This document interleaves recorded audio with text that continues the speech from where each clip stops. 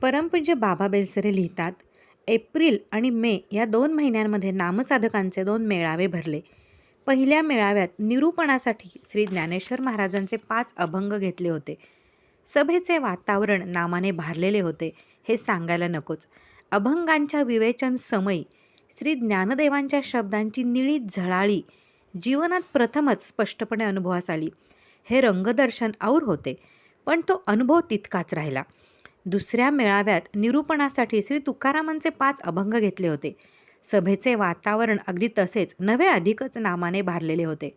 अभंगांच्या विवेचन समयी श्री तुकारामांनी वापरलेल्या शब्दांभोवती नामाची स्पंदने स्पष्टपणे प्रचितीला आली. ती स्पंदने ओंकारमय होती आणि बराच वेळ टिकली.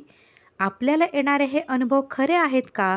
तो आपल्या मनाचा खेळ तर नाही ना, असे मनात येऊ लागले. पण विचारायचे तरी कोणाला?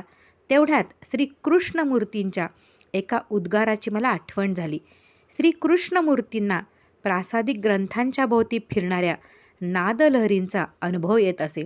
ते सांगतात की खऱ्या चांगल्या ग्रंथांच्या भोवती त्याच्यातून निघणाऱ्या नादलहरी असतात.